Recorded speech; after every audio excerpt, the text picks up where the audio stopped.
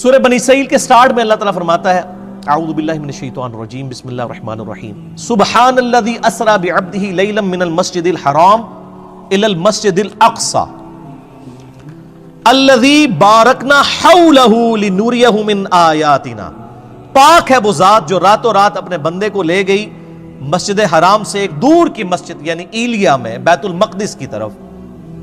مسجد اقصی تو حضرت عمر کے زمانے میں وہاں بنی ہے, یہاں اقصی سے مراد ہے دور کی مسجد.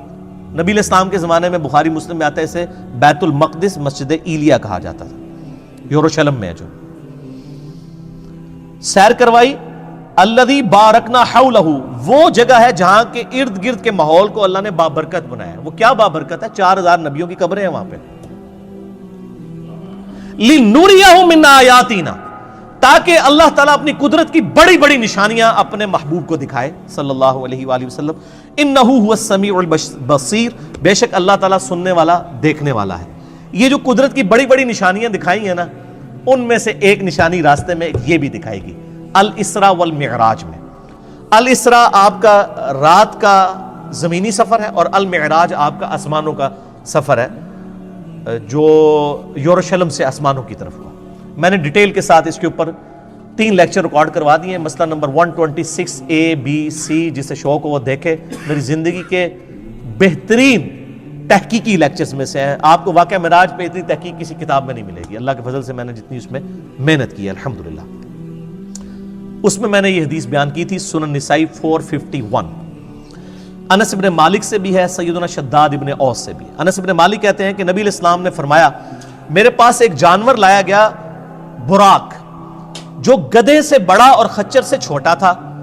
اس کا قدم وہاں پڑتا تھا جہاں اس کی نگاہ پڑتی تھی. اتنی یعنی سپیڈ میں وہ چلنے والا اڑنے والا جانور تھا. میں جبرائیل علیہ السلام کے ساتھ اس پر سوار ہو گیا. میں کچھ چلا تھا تو جبرائیل علیہ السلام نے عرض کی اے اللہ کے نبی اتریے اور یہاں پر نماز پڑھیے. میں اترا اور میں نے وہاں پر نماز پڑھی. یعنی نبی علیہ السلام کو نمازیں تو معراج میں ملی ہیں, لیکن اس سے پہلے بھی آپ نفلی نماز تو پڑھتے تھے. 2 رکعت آپ نے پڑھی. پھر جبرائیل علیہ السلام نے عرض کیا اللہ کے محبوب صلی اللہ علیہ وآلہ وسلم, آپ جانتے ہیں میں نے آپ کو جو نماز پڑھائی ہے یہ جگہ کون سی ہے؟ پھر خود ہی فرمانے لگے, عرض کرنے لگے اے اللہ کے محبوب یہ طیبہ ہے, مدینہ شریف, جو ان قریب آپ کی ہجرت گاہ بنے گا. یعنی ہجرت سے پہلے واقعہ معراج ہوا ہے. نبی اسلام کو پہلے اللہ نے دکھا دیا کہ آپ نے الٹیمیٹلی یہاں پہ آنا ہے. پھر نبی اسلام کہتے ہیں ہم دوبارہ براق پہ سوار ہوئے. پھر تھوڑی دور جا کے مجھے جبرائیل نے کہا اتریے اور یہاں پہ بھی نماز پڑھیے. پہلے مدینہ شریف پڑھائی جہاں پہ نبی اسلام کی قبر بننی تھی. نبی اسلام کا مسکن وہ شاعر اللہ میں داخل. میں نماز پڑھ کے فارغ ہوا تو پوچھا, جبرائیل نے کہا اے اللہ کے رسول آپ کو پتہ ہے یہ جگہ کون سی ہے؟ تو پھر خود ہی اس نے عرض کی کہ یہ طور سینہ ہے جہاں پہ موسیٰ علیہ السلام سے اللہ نے کلام کیا تھا. یعنی موسیٰ علیہ السلام کی جگہ شاعر اللہ. پھر کہتے ہیں میں دوبارہ سے سوار ہوا. پھر ایک اور جگہ جا کر انہوں نے روکا اور کہا یہاں پہ بھی نماز پڑھیں. وہاں پر بھی نماز پڑھی اور پھر کہا یا رسول اللہ آپ کو پتہ ہے یہ جگہ کون سی ہے؟ اور پھر خود ہی کہا یہ بیت اللحم ہے جہاں پہ عیسیٰ علیہ السلام پیدا ہوئے تھے. عیسیٰ علیہ السلام کی پیدائش کی جگہ بھی شاعر اللہ ہے. تو میرے نبی علیہ السلام کی قبر مبارک شاعر اللہ نہیں ہے؟ نبی علیہ السلام کی نماز پڑھنے کی جگہ شاعر اللہ نہیں ہے؟ اگر وَاتَّخِذُوا مِن مَّقَامِ إِبْرَاهِيمَ مُصَلَّى شاعر اللہ میں. تو پھر نبی علیہ السلام کہتے ہیں کہ میں نے وہاں پہ بھی جب نماز پڑھی پھر میں بیت المقدس میں گیا. وہاں پہ اللہ نے میرے لیے تمام نبیوں کو پہلے ہی جمع فرمایا ہوا تھا. لیکن یہ برزخی معاملہ تھا, جسمانی معراج ہوئی ہے لیکن وہاں کے لوگوں کو نہیں پتا چلا. ورنہ 1 لاکھ کے قریب بندہ اگر جہلم شہر میں جمع ہو جائے تو پورے شہر میں ایک بار ہلچل نہیں بچ جاتی. وہاں کسی کو پتا نہیں چلا, اللہ نے پردہ رکھا ہوا تھا. اللہ نے تمام انبیاء کو میرے لیے وہاں پر جمع فرمایا. چنانچہ جبرائیل علیہ السلام نے مجھے آگے کر دیا اور میں نے ان کی امامت فرمائی. یہ ایک ڈکلیئرڈ تھا اللہ کی طرف سے, ایک سمبل تھا کہ امام الانبیاء ہیں ہمارے محبوب صلی اللہ علیہ وآلہ وسلم. اور یہ والا جو پورشن ہے نا امام الانبیاء والا, یہ صحیح مسلم میں بھی موجود ہے انٹرنیشنل نمبر کے مطابق 430, جس میں نبی علیہ السلام کہتے ہیں کہ کفار مکہ نے واقعہ معراج کے بعد مجھ سے جب پوچھا کہ اچھا تم کہتے ہو میں راتوں رات ہو کے آیا ہوں, بتاؤ بیت المقدس کے دروازے کتنے ہیں, اس کی سیڑھیاں کتنی ہیں, اس کا کلر کتنا ہے؟ اب میں یہ سیڑھیاں پچھلے 7-8 سال سے چڑھ رہا ہوں, مجھے آپ پوچھیں تو میں نہیں بتا سکتا. اور ایک شخص ایک رات کے لیے گیا, وہ کیسے بتائے گا؟ حضور کہتے ہیں میں اتنا پریشان ہوا کہ اعلان نبوت کے بعد کبھی اتنا پریشان نہیں ہوا تھا کہ میں ان کے سوالوں کے جواب نہیں دے سکوں گا. تو اللہ تعالیٰ نے بیت المقدس اٹھا کے میرے سامنے کر دیا. مدینہ شریف سے بیت المقدس نظر آ رہا ہے. وہ جو مجھ سے پوچھتے تھے میں دیکھ کے بتا رہا تھا. اس سے پتہ چلا کہ نبی علیہ السلام کو علم غیب نہیں تھا, بلکہ اللہ تعالیٰ غیبی خبریں عطا فرماتا تھا, اور اس ایک خاص موقع پر وہ غیبی چیز دکھا دیتا تھا. یہ صحیح مسلم 430 انٹرنیشنل نمبر کے مطابق.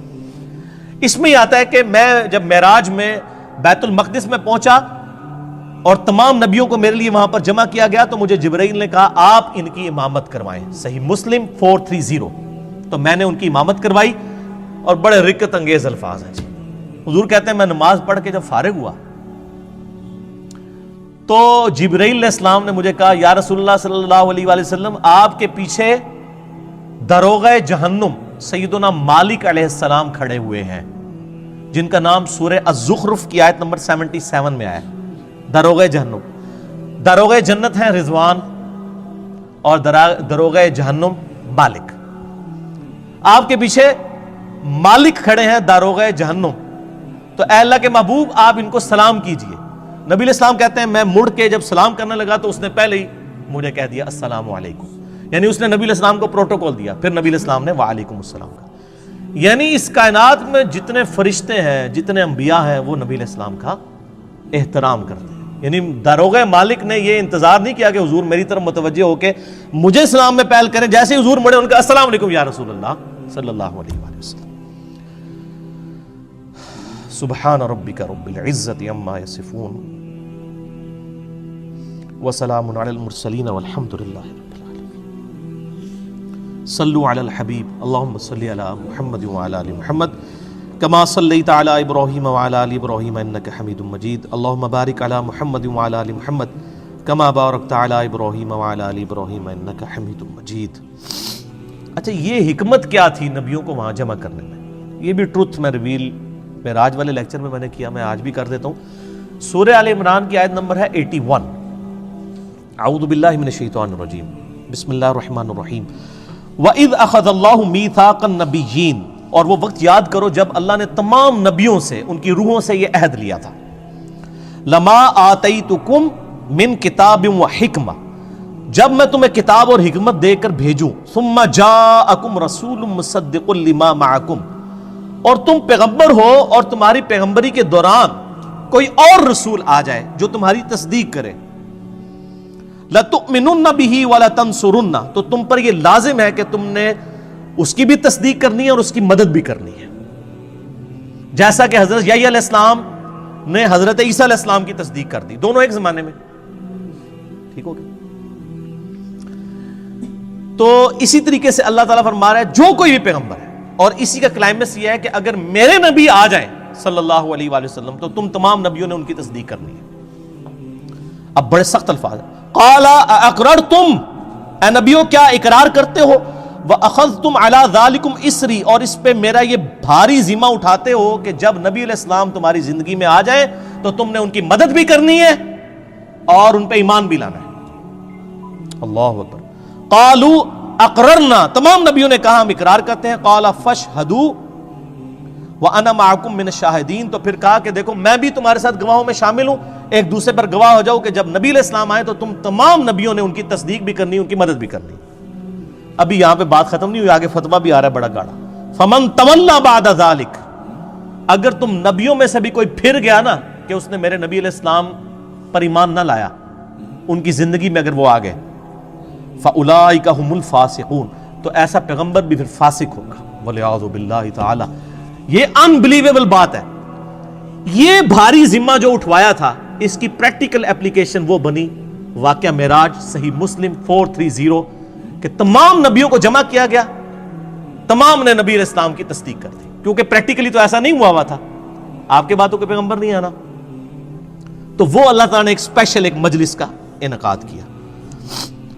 اچھا, یہ جو آیا لِنُرِيَهُ مِنْ آیَاتِنَا, انہی آیات میں سے ایک اور آیت اللہ نے دکھائی. صحیح مسلم میں 2 حدیثیں ہیں انٹرنیشنل نمبر کے مطابق 6157 اور 6158, کہ نبی علیہ السلام فرماتے ہیں واقعہ معراج کے دوران میں جب بیت المقدس کی طرف جا رہا تھا، سرخ ٹیلے کے پاس میں نے موسیٰ علیہ السلام کو دیکھا اپنی قبر میں، ہوا قائم یصلی فی قبری، وہ اپنی قبر میں کھڑے ہو کر نماز پڑھ رہے تھے۔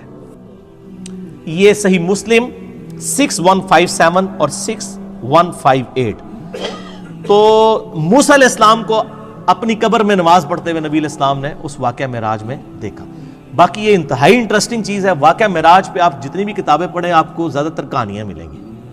میں نے محنت کر کے ہفتوں لگا کے آلموسٹ 4-5 گھنٹے کی یہ 3 نشستوں میں ریکارڈنگ کروائی ہے، مسئلہ نمبر 126 ABC۔